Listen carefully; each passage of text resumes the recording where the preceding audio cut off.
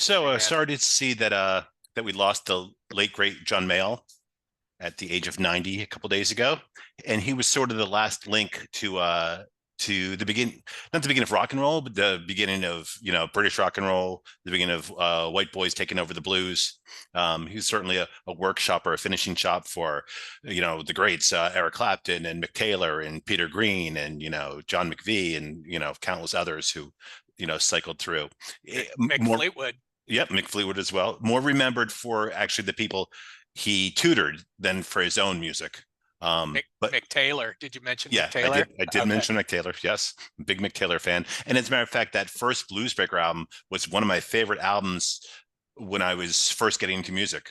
I really like it. It's probably not as much your cup of tea, but I liked it quite a bit. So Au contraire, mon frere.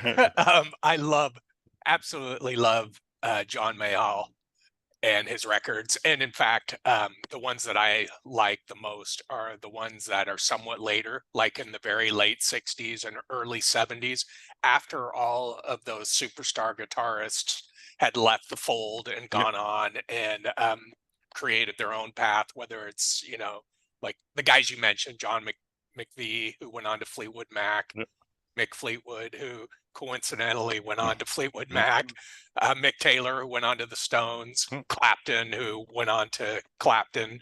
yep, But he continued to put out records yep. uh, up until his death, basically. And those are my favorite ones. There's one called Laurel Canyon Blues. Yep, because he That moved to Los is Angeles at great. the end of the '60s, and that's when he was like working with guys from Canned Heat and others, and introducing a whole new generation of players. Sonny Landreth was a guy who worked with him, and who's a great guitar player who I would see play in New Orleans.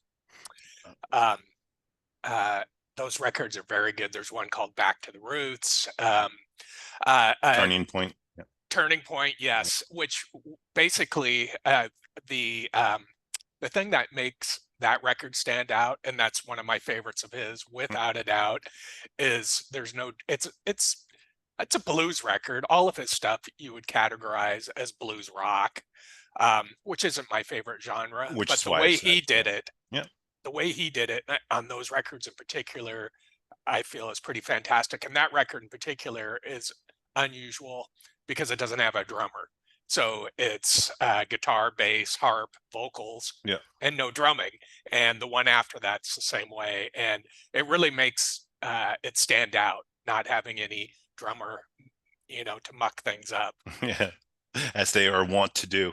The funny thing about Clapton is, I was thinking about like sports and music, and in sports, what I always love is the teams where the guys stay with the same team forever, like Larry Bird did with the Celtics, or Yaz did with the Red Sox.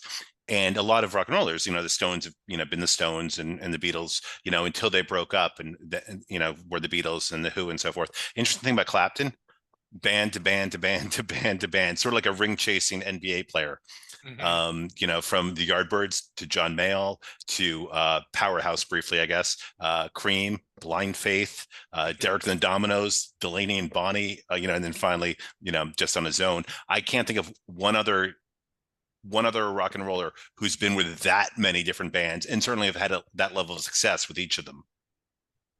Yeah, I mean, yeah, that's a lot. good point. Yeah, it is, and all a relatively short amount of time, from Yeah. probably like 65 to maybe 72, whenever Derek and the Dominoes put out their record. Yeah. Um, yeah, yeah, I think you're right. He's probably shifted teams more than anybody. It's crazy. And he wanted to join the band. He asked to join them, and Oh, that's they right. said, and Yeah, they said no. Otherwise, there'd be one more. thanks, but no thanks. Yeah, and Further, which is um, so wild that they said no to Eric Clapton, but they were right. But it's just funny that they they did. were. Yeah. They didn't need anybody, Yep. obviously, and they were. That's further evidence of how large of an influence the band had on all of the other great rock and roll artists of that era, from Dylan to Clapton to there were some others who somewhat changed their sound, mainly because of those first two band records. And it was amazing about the band is how talented each of the guys were. You know, they could write, they could sing, they could play, they could do everything. Really, really interesting band. There was a band that Kim and I used to see in Austin called Deadman, which was certainly not the band, but they're the only band I've ever seen that had the same sort of sound and the same sort of feel. And we'd go to the Saxon pub here, $5 cover, and see this band, and it was just incredible. Because again, it was the same sort of thing, the same just like groove where everyone could play. Their DC comic in the 70s was pretty bitchin' too. They had man. Oh yeah, I thought you meant the band. That was like, and I believed it was possible that there was actually a comic for them. So, but now I get the joke. Yeah. Do you remember that comic? Yeah, that band? Yeah, vaguely. It was cool. It was really cool. I was really always a Marvel guy. Read the occasional DC comic, but not many. And so when we've discussed Marvel trivia, you notice I wasn't banging out of the park. If we were doing DC, I would not have near the same rate of success. So it was one of the good DC comics from that era. It was a little edgier, much like a Swamp Thing kind of stood out. Yeah. The ones that were stepping outside of the straight up superhero boundaries were a little better. Because that was the thing. I remember, like with Superman, I was like, okay, the guy's invulnerable, invincible. He can beat anyone. Nothing can stop him. Okay, occasionally, like if someone's got kryptonite, okay, but other than that, and I just could never relate to that. You know, I could totally relate to Spider-Man, who like he was like, you know, a kid like me, you know, and had issues like I did, and it was so much easier to you know to really want to be Spider-Man. I mean, you couldn't want to be Superman. That was just crazy.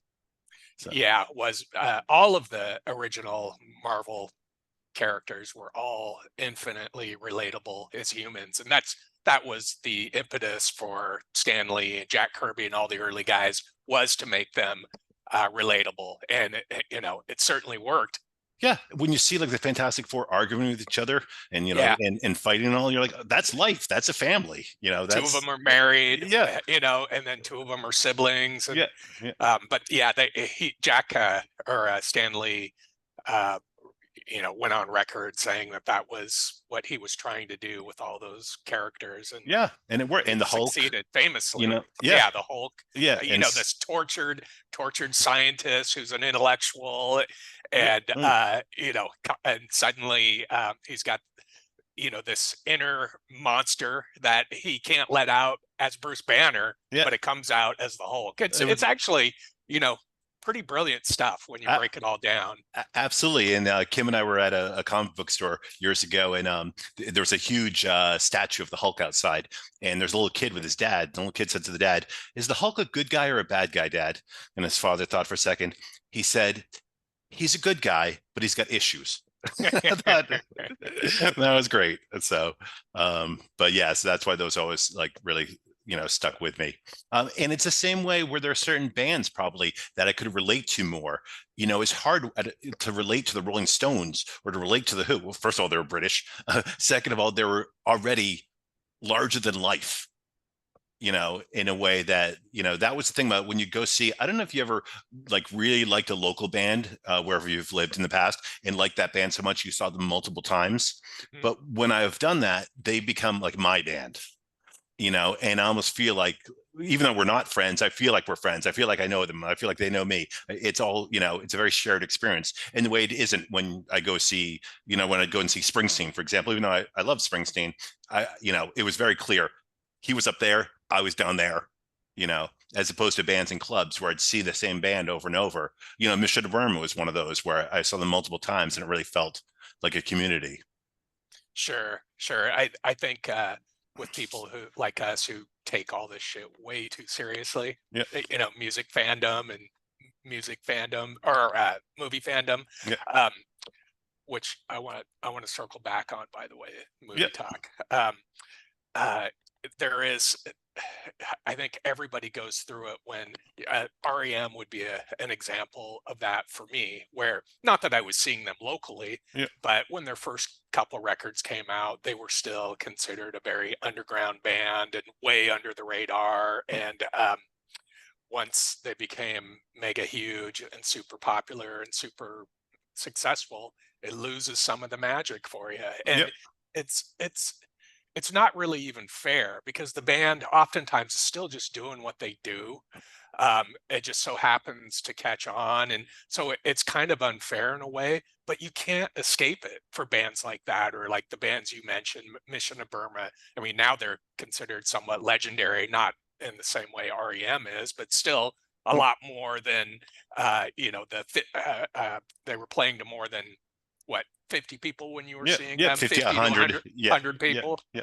Um, but yeah, it's weird how that works, but almost to a T, all the people I know who are big time music fans, that happens, from your U2s to your I'm trying to think of some other good examples. Oh, I don't know, Yeah, the Police. B-52s, the Yep, Police. yep, Yes, exactly. yep. Talking Um, Heads. Yep. there's something, it feels like they are your own almost, Yeah, like, oh, this is my band, and yeah.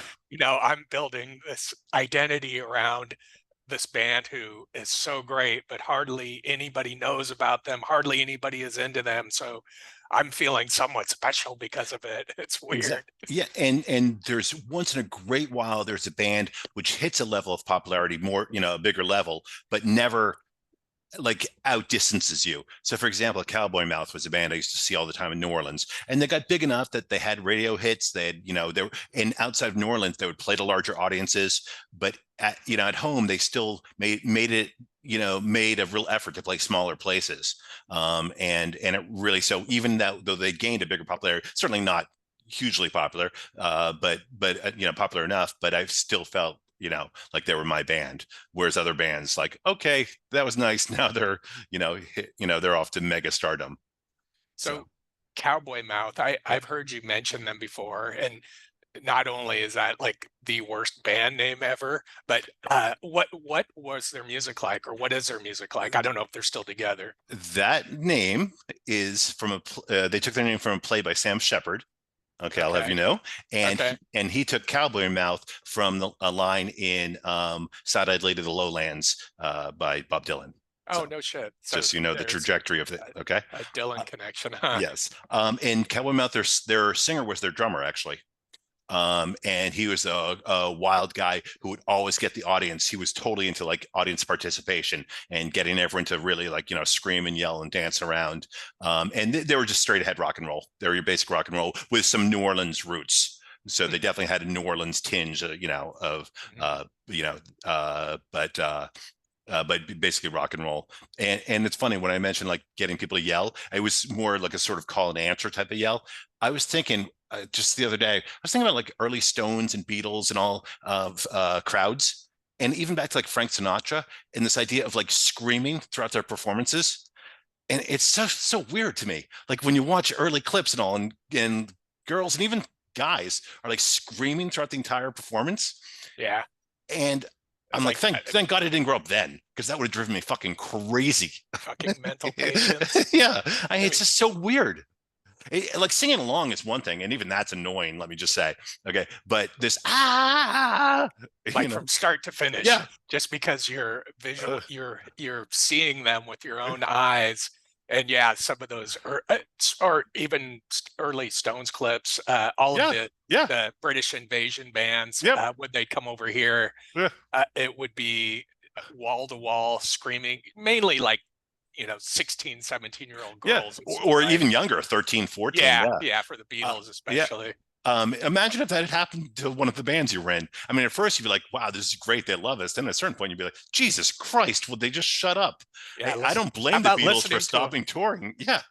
How about listening to the fucking music? Yeah. And yeah, to your point, that was one of the reasons the Beatles stopped touring, Yeah. because it sickened them. Yeah. They were playing at places like Candlestick Park, where the audience was like, I don't know, 400 yards away from Yeah. them, couldn't hear a word, Yeah.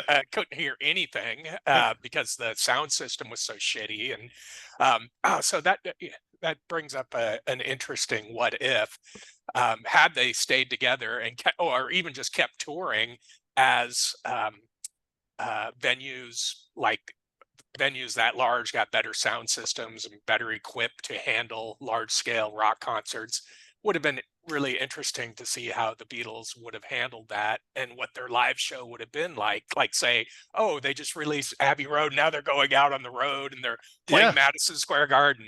I You think know? what they would have needed to do was stop touring for like 2 or 3 years, continue to record, and then like now, yes, now the audiences are more sophisticated. Now the theaters or arenas are better, equipped, and then give it another shot.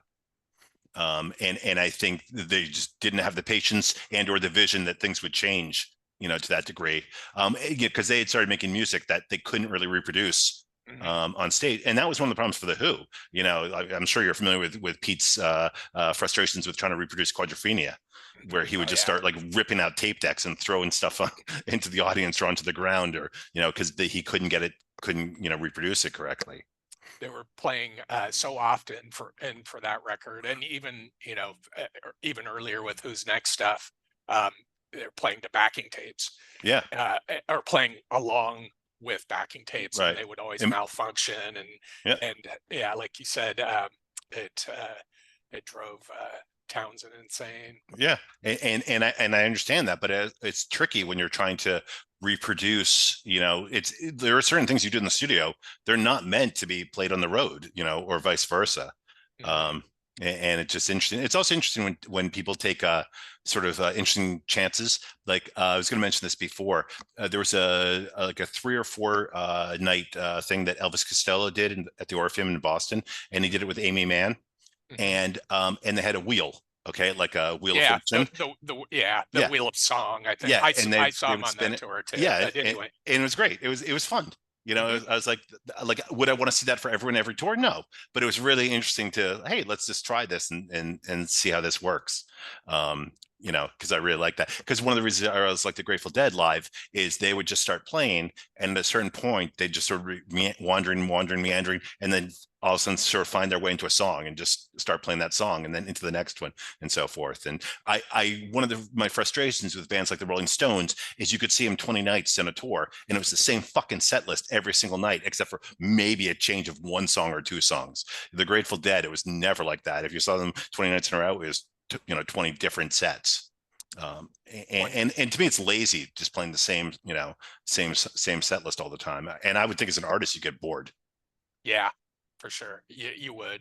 Um, and speaking of the Stones, I watched that movie, or I guess it was probably made for TV, but it's called The Rolling Stones, The Marquee, 1971, Live at the Oh yeah, Marquee, the one I'd mentioned. 1971. Yeah, yeah, Yeah, and it's you can rent it for $3 on Apple TV, yeah.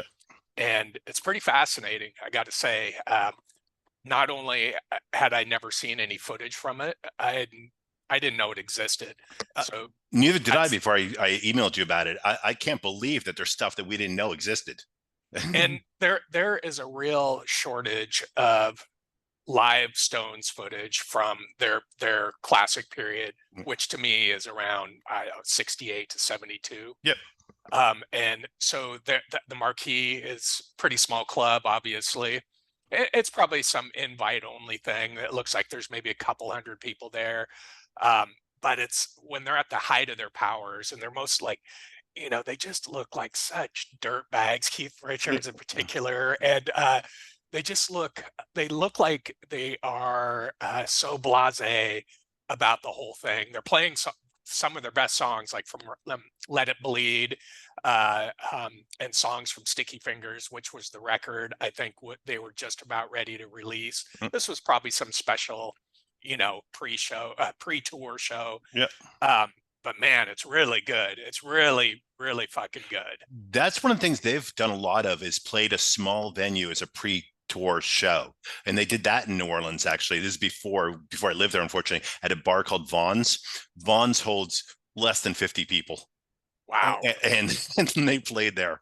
I mean, that's incredible. I mean, imagine like this, like a bar in Peoria, like, it's like, some tiny place.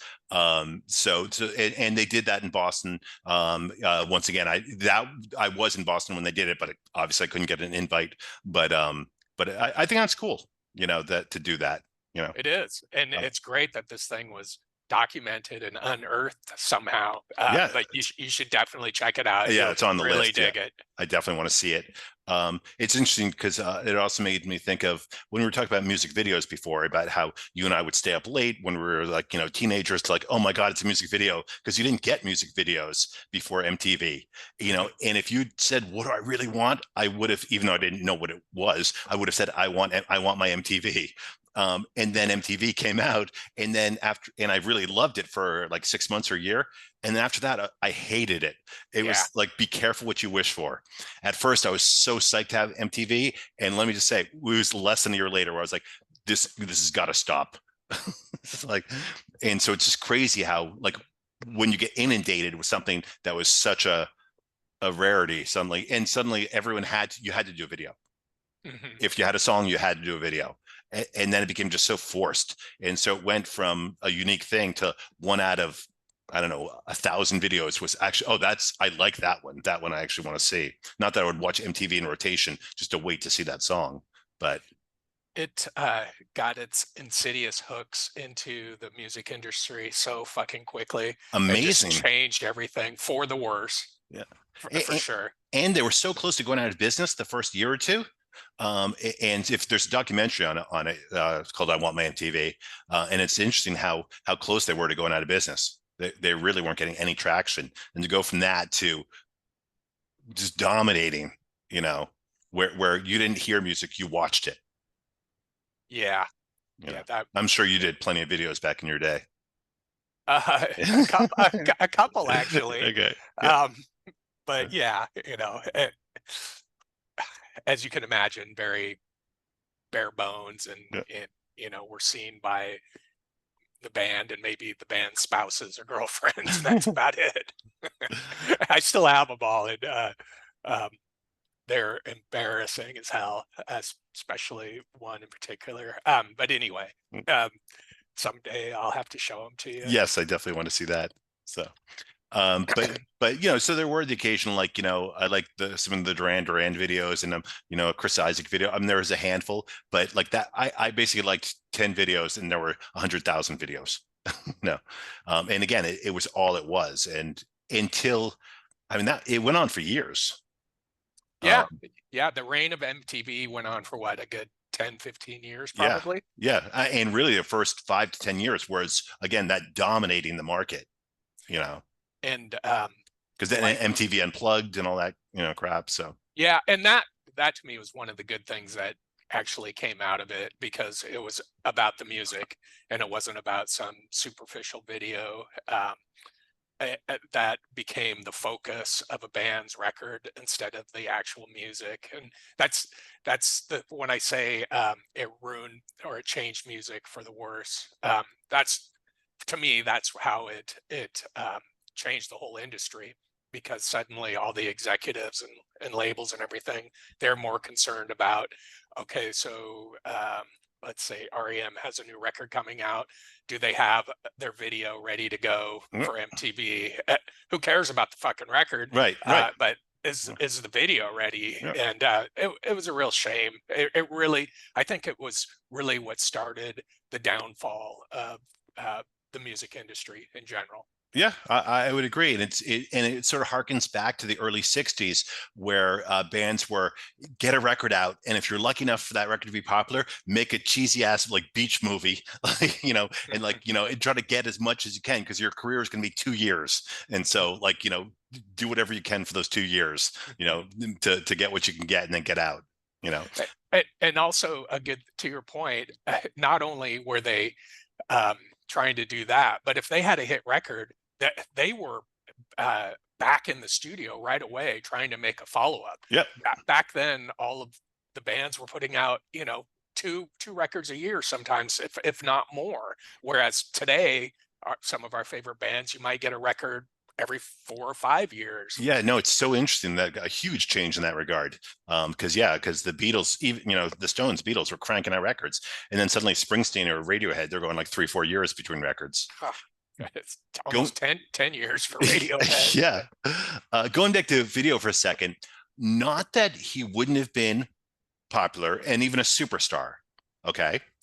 How popular would Michael Jackson have been if there was no MTV? Yeah. I would have to say not as popular I because mean, of he the whole definitely wouldn't have been Thriller as thing. popular. Yeah, there's no question he wouldn't have been as popular. He would have been popular. He was a Sure. very talented artist and all, but it was his dancing as much as anything else, you know? That, that John Landis directed Thriller long form video, that Yeah. that was really, I guess, kind of monumental in that And arena. even Beat It, Billie Jean, Mhm. it's interesting. I don't think he would have. I mean, you will never know. We can't run a computer simulation, but I don't think he would have sold nearly that same number of records. And just another reason how videos and MTV fucked up music. Yeah, it, Made Michael Jackson even more popular. it's really interesting because you look at the biggest record before that was probably Rumors, and that was before MTV, Mhm. and so there were no Rumor videos, videos for that album. And even if there had been, Fleetwood Mac would have been unbelievably boring in a video. There, Uh, there so, was dating back to the 60s. There was the oh yeah, no, occasional promo yes, yeah, yeah, clip for yeah, songs. Like, yeah, you've seen, I don't know, I think maybe there's one for The Kids Are All Right, even, yeah, yeah, a very early Who song. yeah. And, you know, occasionally you would see one, and I come to think of it, where would they be shown though? Maybe on shows like Shindig or Shindig, or Hullabaloo. yeah, I was, yeah, ready, steady, go, yeah, because yeah, and if we lived there at that time, you and I would have been watching those shows religiously, Sure. you know. Hey, Uh, so switching gears, yep, if you don't mind. no, So we were talking about movies the other day, and I made a comment about, oh, well, if a movie wins an Academy Award these days, that automatically means it's a piece of shit or something to that effect. yep, And afterwards, you emailed me a link to a list of Best Picture winners, and basically it proved my point. And you had mentioned, oh, well, some of your favorite movies won Best Picture Oscars, but we're having to go back about 40 or 50 years for that. So things like The Godfather, Godfather 2. What were some other Best Picture One winners? Flew Over the Cuckoo's Nest, Yes, which yeah, is my all-time favorite right, movie. which is why So I mentioned that. Yeah, I guess what I should have done is clarified by, this is more of a recent occurrence. Um, this isn't like going back over all the past decades of Oscars and Academy Awards. It's really over the last 10 to 15 years where, to me, there's been such a dip of of a films that are nominated for Oscars, and B, films that win the Oscars, in particular best Oscars. And if you'll allow me, this proves my point. So there's things like, just over the last handful of years, Argo won Best Picture, yeah. The Artist. Um, I like The Artist. okay, Yep. okay, Coda won it about 3 years I ago. have not seen That Coda. that is worse than a very average ABC after school special. Okay. That is, I was I forced. can't comment because I've not seen Coda, so I'll have to Okay, see it well, so I can weigh in. um, Argo's so fine. bad. Argo's fine. It's not certainly not a best picture by any means. I like The Artist. I know Shape of Water won, and you and I disagree on that film. And this all came up because of Oppenheimer, which I really liked, and you have not seen yet. I haven't, but Okay. you So recommended another yeah. one that I'm going to get to Okay. Yeah. that I want to talk about as well. Yeah. Everywhere, everything, everywhere, all at once. I Unfucking watchable. I hated it. And it's interesting. My sister loved it. My sister's seen it multiple times, and I know other people have seen it multiple times. I don't get it. I I hated it. and again, I know all of these things that I'm ragging on have some fans, but going by the standard, the legacy standard of movies that won Best Picture Oscars, these just don't add up. Nomadland, very mediocre. Parasite, Green Book, Birdman. Greenbook was a really Hollywood movie. Like Ah, that should never have won Best Picture. I mean, ah, it's fine, but it's so Hollywood. It's so Birdland. I liked Birdland. Birdman. ah. I liked it. I thought it was interesting. Um, uh, but But That's what I was talking about, though. okay, It's yep. more like the way that it's trending these days, where it seems like the things that oftentimes are nominated and win Oscars are these virtual, or not virtual, virtue signaling, very, very mediocre pieces of shit, But in my opinion. the truth is, for me, so you were saying like if it wins an award that steers you away. For me, I just don't pay attention to awards. I don't care about them. I don't. If an album wins a Grammy or doesn't win a Grammy, I could give a fuck. I think Yeah. award shows or awards are the stupidest things in the world. The only thing stupider than the Academy Awards is the Grammys, and the only thing stupider than the Grammys is the ESPY Awards, where they have awards for sports. It's all so fucking stupid. I hate award shows. I hate it. I don't even like awards. Like if enough people saw your movie, great. If enough people bought your record, great. You don't need an award. And if you won the World Series, you don't need an award for having won the World Series. You won the World Series. Okay. So you're proving my point in a way, and I couldn't agree with you more. That there's it's like the people who have the most privileged lives, for the most part, certainly from the outside, and they get to, if they obviously have, or oftentimes have very good livings from doing their art, whether Yep. it's music, acting, professional sports, or whatever. And then on top of that, they have to have these extra awards. It's pretty ludicrous. Throwing themselves a party. It's interesting. Like in terms of art, you don't see painting of the year. You know. So Um, I want to tell you, I looked at the list, and for me, the last time a movie was deserving, going by the old standard of the Oscars, that won Best Picture was 2007. No Country for Old Men. Yeah, no, I love that movie. I think that's a tremendous movie. One of the ones that where I couldn't believe it won Best Picture. And again, I don't really care about that shit either way. But The Departed, I thought The Departed was the most overrated piece of crap I've ever seen. And the ending is so stupid. I was like, Marty, what's happened to you? When the last shot of the movie is of a rat on the balcony to let you know that the movie's been about Yeah. a rat. I was like, Yeah. oh my God. I almost threw something at the screen. Shit. Yeah. But No Country for Old Men was great. That And the that book is really harkens good back. too.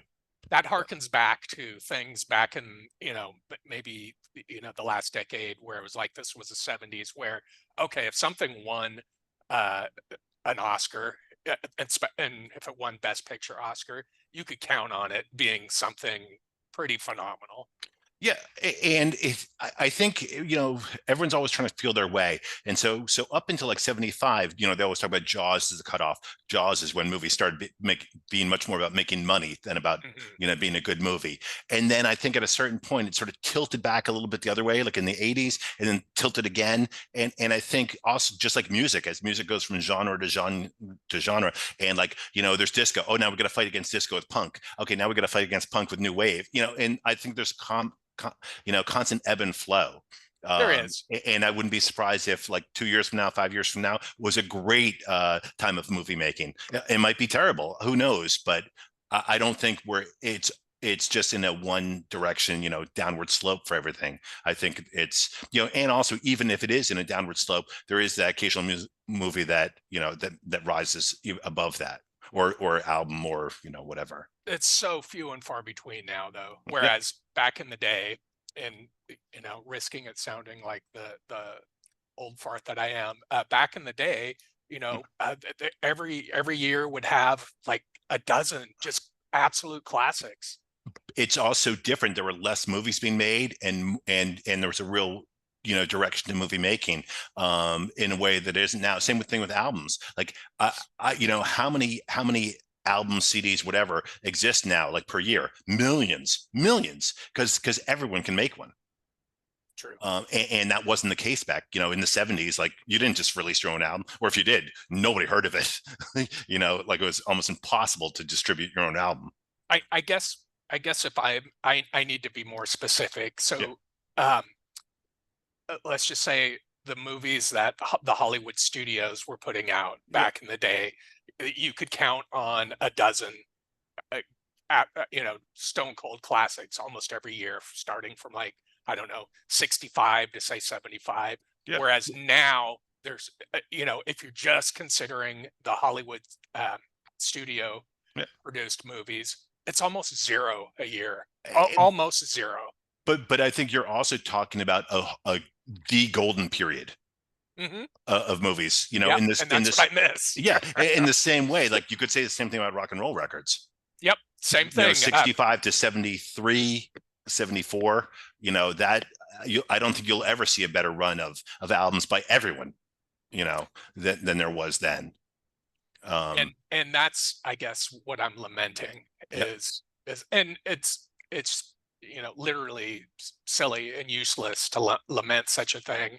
But No, but I mean, you know, the purpose of these chats is to yeah. just chew on stuff like this And, and and, state our case. and I think you know those things happen. There's a sort of perfect storm where there's all these new ideas bubbling up, and there's freedom to do those ideas, and there's people willing to take a chance on a director or on a band, you know, and so they're able to do stuff.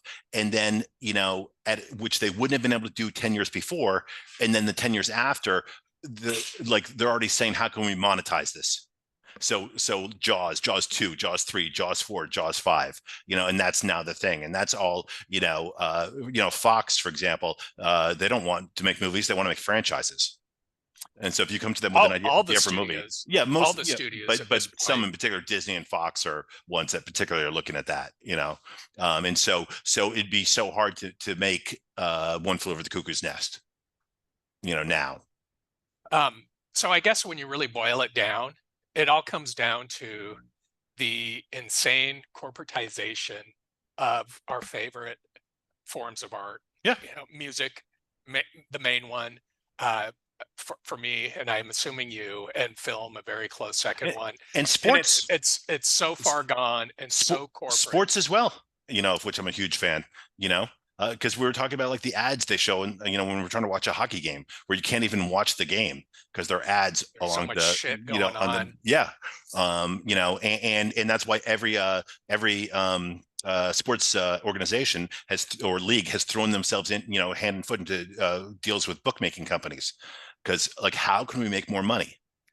That's all we care about. Okay, whether we're making records, movies, sporting events, okay, how can we make money? And loads of it. It's just absolutely sterilized these art forms. Yeah. And much like the corporatization of everything in modern life sterilizes things, Yeah. music and film is, the victim of that more than anything. At least when you're talking about it as an industry. So look at, like, say, the early 70s when artists like David Bowie is signed to RCA. His first record or two, not huge hits, but the label gets behind him because they trust him as an artist, and they know he's got something, so they're going to let him grow and put out a few more records with the faith in him that, okay, eventually he's going to catch on